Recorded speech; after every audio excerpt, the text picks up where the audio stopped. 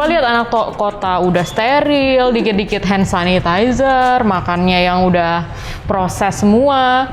Kena hujan dikit sakit kan. Nah, steril itu nggak selalu baik dan kotor itu nggak selalu jahat.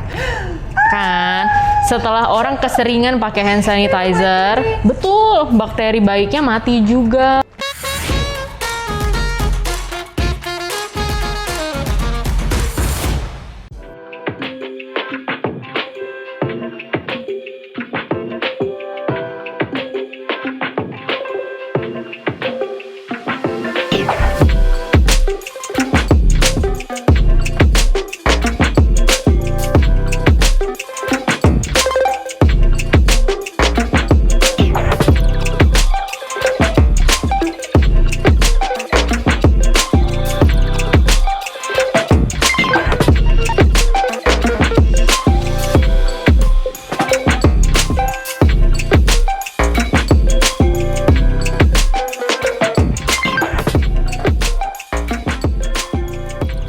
Tadi kita udah ngobrol-ngobrol, udah lihat healing, udah dicek keadaan kulit aku dan ternyata not bad. Nah, kalau misalnya kita tadi udah tahu sedikit tentang apa sih microbiome itu dan kenapa harus dicek kulitnya dan kenapa begitu penting yang namanya microbiome di tubuh kita itu kenapa penting, tapi kadang-kadang kita nggak perhatiin ya.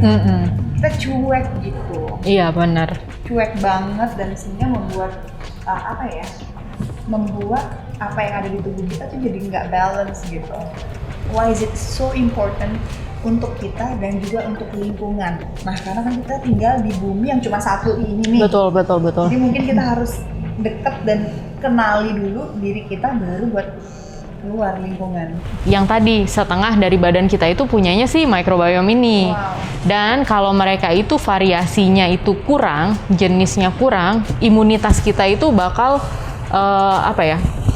berbahayalah, imunitas kita bakal turun. Akibatnya kita tuh jadi gampang sakit kayak ini gitu. Apalagi di zaman seperti sekarang. Apalagi zaman seperti ini. Butuh banget imunnya tuh bagus. Betul. Artinya kalau imun yang bagus, microbiome yang ada di tubuh kita tuh seimbang.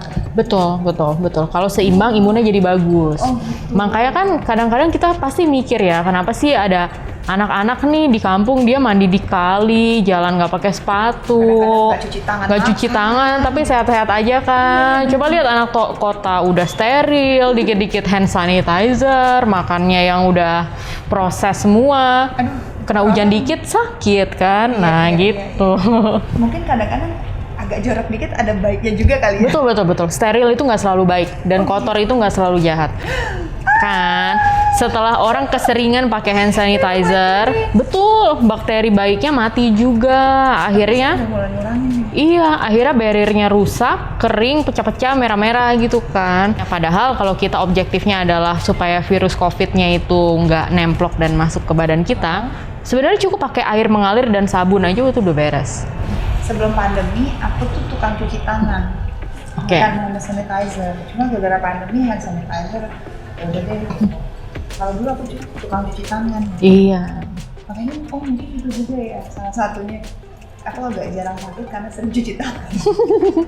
Sama juga, makanya kalau teman-teman kan biasanya kita sering lihat ya di Google tuh ada yang inisiatif jerawat dikasih alkohol sendiri. Wah itu bahaya banget. Nggak boleh? Nggak boleh dong, naruh alkohol ke kulit muka itu bakteri baiknya habis semua. Jadi bisa lebih parah atau bisa nyembuhkan? Iya benar. Serius? Benar, tergantung emang. Pas kalau tiba-tiba di tangan kita yang bagusnya banyak, pas kita lagi gini jadi hilang. Jadi kan ada transfer kan, suka pindah rumah kan microbiome-nya gitu. Atau pas lagi banyak yang jelek pas gini, besoknya lebih gede. Iya, makanya masing-masing orang tuh nggak bisa disamaratakan. Tiap orang tuh profilnya beda. Wah, gitu. ini menarik sekali ya. Kalau ke lingkungan, ya. Yang paling simpel deh biar teman-teman bisa ngerti gitu. Jadi gini, kayak setengah dari badan kita itu kan microbiome. Microbiome itu datangnya dari mana sih? Gitu kan. Nah, ini tuh ada ceritanya panjang nih. Jadi nih, kalau kita lihat di jurnal nih, misalnya jurnal kayak gini nih. Ini tuh kalau pamer orang udah capek-capek S3 tuh bikin paper kan ya, kira-kira gitu. Enggak, enggak. Pertama itu keajaiban microbiome dimulai saat ibu kita mengandung. Ada di dalam.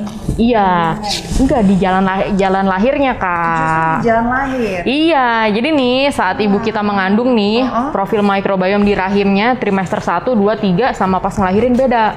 Oh gitu. Jadi makin bervariasi untuk mempersiapkan anaknya lewat jalan lahir. Nah, makanya anak yang lahir sesar itu kan lebih sering alergi, lebih sering eksema.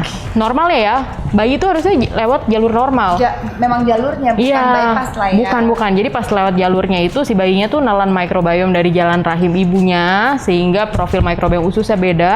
Terus mikrobiom kulit bayinya juga ditransfer dari ibunya. Tapi kalau dia disesar, pas diangkat kan kena sarung tangan dokter. Mikrobiom profilnya beda, lebih nggak bervariasi. Dimulai dari kita lahir. Sesar kan makin sering ya. Iya. Eksema juga makin sering kan, kayak gitu. Eczema itu apa ya? Eksema tuh eksim, Kak.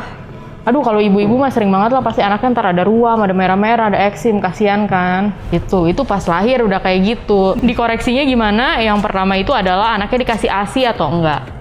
Karena kalau dikasih ASI itu memberi makan bakteri baik di usus. Spektrum imunitasnya naik lagi. Kemudian pas lagi MPASI, pendamping ASI. Anak yang dikasih makanan kayak bubur instan sama buah-buahan yang benar-benar diblenderin sama ibunya, puree segala macam, itu beda. Makin segar, makin bervariasi, itu mikrobiomnya makin bagus. Tapi buat ibu-ibu jangan terlalu takut anaknya kayak misalkan pegang ini. Jangan Kak, nanti apa gitu. Iya. Harus sedikit dibiarkan supaya mikrobiom yang ada di Alam.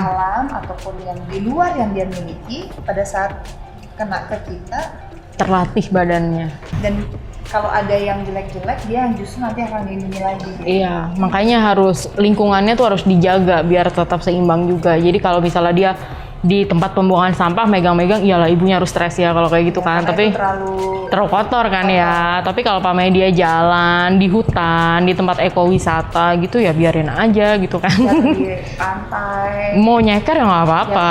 jatuh di sawah, Ya gitu, udahlah nggak ya, apa-apa. nggak apa-apa. Gitu ya. Iya, sama nih buat ibu-ibu tuh yang harus diingat juga kalau ngasih makan buat keluarga. Kita tuh harus dengerin kearifan lokal nenek moyang kita, 7 warna, 7 rupa. Wah, itu tuh bagus banget buat mikrobiom. 7 rupa. Itu kan kalau kita dulu diajarin gitu ya, sayur lodeh aja 7 macam isinya, sayur asam 7 macam. Ada gado-gado, ada karedok. Nah, kenapa? Karena tiap makanan itu ada profil mikrobiomnya sendiri.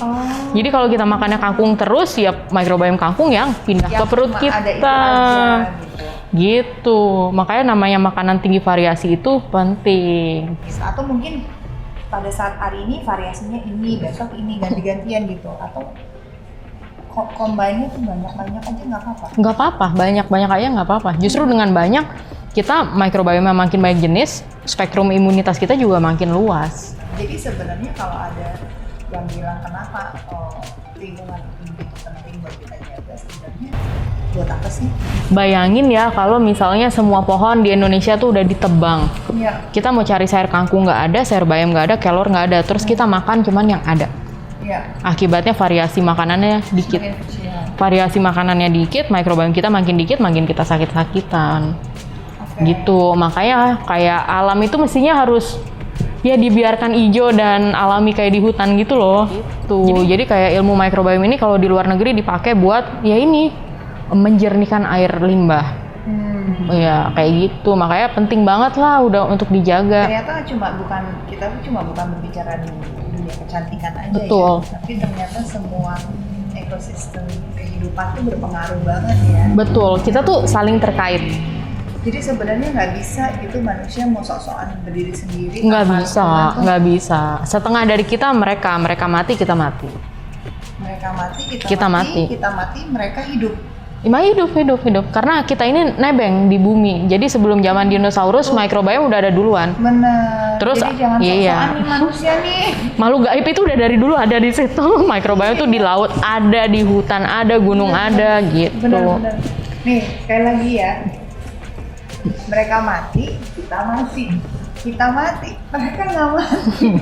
Gitu. Tuh, begitu powerfulnya ya. Kalau enggak ya kayak wabah yang kita alami sekarang nih. Nah, ini pas Gitu. Aku Kita juga mikir, kamu ini itu karena ada ketidakseimbangan yang terjadi. itu udah pasti. Jadi kan sebenarnya namanya hewan, tumbuhan kan punya habitat masing-masing.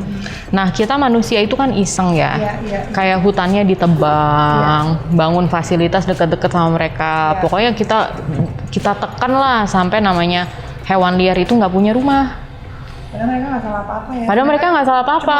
Cuma punya tempat tinggal aja ya. Iya, terus hewannya makin punah, mikrobiom di hewannya kan pengen eksis juga. Gua harus pindah rumah juga nih biar tetap hidup. Lompat dong virusnya dari hewan liar ke manusia. Yang sebenarnya kebetulan lompatnya itu adalah virus yang agak Kayak COVID misalnya. kurang baik lah Iya. untuk ketemu manusia. Betul. Padahal kalau misalkan dia ketemu dengan badan yang tepat sama dia Nggak akan apa-apa. Iya. Dan kita juga selama ini belum tahu kan kayak apa sih yang benar-benar mengobati COVID, kita nggak tahu. Kenapa ada yang OTG, ada yang parah banget, kita juga nggak tahu. Jadi kayak kadang ya kemajuan teknologi kayak genomics tadi tuh mengajarkan kita untuk lebih tunduk lah, untuk lebih humble. Kalau bahwasannya manusia tuh nggak tahu apa-apa. Setuju. Makanya kita lebih respect aja sama alam. Dan kalau misalkan lebih skalanya besar lagi apa lagi? Kita tuh harus tahu kalau namanya keberagaman ya, keberagaman hewan, tumbuhan, atau yang sering disebut biodiversitas, Yes. itu di tanah dan air Indonesia nomor 1 guys, nomor 1. Gila. Artinya apa? Artinya kita itu adalah pusat semesta mikrobiom, gitu. Nah, jadi ya kita tuh benar-benar harus menjaga supaya alam Indonesia itu tetap tidak terganggu. Karena hutan-hutan kita itu menjaga kestabilan iklim satu planet. Benar banget. Contoh ya, contoh. Ini lagi bulan puasa kan. Yang muslim-muslim kan pasti ngerti ya kalau namanya kiamat nggak akan terjadi kalau Arab hijau lagi. Gitu kan. Nah, coba sekarang gini. Oke. Tanah gambut sama tanah-tanah hutan Ya. itu ada profil mikrobiomnya sendiri. Dan itu beda-beda. Beda-beda. Mikrobiomnya itu fungsinya apa? Dia narik CO2. Iya. Dia narik CO2 sehingga alam itu tetap dingin. Kita tetap hijau, tetap hutan. Nah, tapi kalau tiba-tiba tandus, terus dirusak, mikrobiomnya jadi nggak hidup. Terus tanah kita jadi tandus, nanti gantian. Jadi kita yang padang pasir, mereka hijau. Iya, begitu. Bisa. Bisa banget. Tadinya kalau sesuai geografis, tadinya tandus dengan apa ya? Dengan ketidakseimbangan dan kecerobohan manusia sendiri tempat tinggal kita. Kita expose. Pindah rumah mereka. Jadi mereka bisa pindah rumah dan bahkan Iklim beda semua. berubah dan di situ bisa jadi hijau yang tadinya tandus yang maaf mungkin daerah-daerah Timur Tengah atau Iya, segala macam, iya. bisa hijau sedangkan di sini bisa tandus. Betul. Dan sekarang kita ngeliat Indonesia super hijau. Ya, gitu. Jadi kita benar-benar harus hati-hati dalam menjaga si mikrobiom ini. Gitu. Pokoknya kedepannya tuh namanya ilmu biologi tuh benar-benar penting banget. Penting banget. Penting banget kayak bisa kok kita ngambil mikrobiom nih dari tanah subur, kita taruh di pasir. Tanah pasirnya jadi subur. Bisa. Makanya kita harus benar-benar jaga. Iya. Pasir. Jadi mikrobiom itu kalau ini kan hari ini kan kita ngomongin kulit ya. Tapi coba kita lihat misalnya yang dipakai di Ethiopia misalnya. Itu kan mikrobiom tanahnya tuh diubah biar tadinya tandus jadi subur. Gitu. Makanya kita tuh sebagai tanah yang benar-benar subur banget tuh harus kita jaga. Mandi kembang itu jangan selalu dipikirkan yang aneh-aneh ya. Oh enggak Jadi aneh-aneh. pada saat itu airnya kembali ke tanah juga mikrobiomnya ada mikrobiom yang bagus Iya. juga. Kan dari bunga-bunga itu sendiri. Betul. Jadi kalau orang dulu kan bilang misalnya mandi kembang itu bikin apa ya? Bikin jadi kinclong, bikin spiritnya lagi naik dan segala macam. Mungkin yang dimaksudkan dia spirit si makhluk gaib mikrobiom ini mungkin ya. Aku nggak tahu lah gimana, tapi kearifan lokal kita tuh luar biasa lah. Dan itu juga seharusnya dijaga ya. Dijaga. Itu juga maksudnya jangan dihilangkan karena bagaimanapun juga itu asal usul yang udah ada dari zaman dulu yang sudah beradaptasi dengan mikrobiom yang memang ada di sini gitu. Betul banget. Dan kita juga sebagai orang-orang kota tuh juga jangan sembarangan bilang, oh yang ini kampungan. Nah, karena ternyata yang kampungan kita. Emang ngejelasin mikrobiom ke orang Jakarta tuh susah. Oh iya? Coba jelasin ke masyarakat adat Bali, Kalimantan, ngerti mereka, malah aku yang ketawain gitu kan. Kemana aja katanya gitu. Iya, mereka udah tahu. Di kearifan lokal mereka tahu kalau di badannya tuh udah ada jagat alit sendiri. Gitu. Kita nih yang nggak tahu. Saya juga mau nggak tahu nih, makanya seru banget belajar Gitu. sesuatu yang baru lagi, belajar lagi dan nggak apa-apa. Mungkin buat kalian yang belum paham, mungkin dengan menonton video ini jadi paham. Mungkin kasih tips deh sebelum kita selesai ngobrol lagi, karena ini ngobrolnya seru banget, Mm-mm. bisa berepisode-episode, tapi mungkin yang paling simple tips untuk teman-teman yang lagi nonton, yang tadinya agak susah paham dan pengen ngejalanin kehidupan yang lebih seimbang. Nomor 1 tipsnya adalah variasi makanan. Itu tadi. 10 jenis variasi, coba deh sebulan ke depan, pasti enteng tuh badan. Tapi bukan donat, martabak, coklat gitu, enggak ya. Tapi tomat, wortel, timun, lenca, kangkung, ayam gitu. Ayamnya ayam kampung kali Nggak ya. apa-apa. Iya, iya. Ya nggak disuntik-suntik. Gitu. Oke.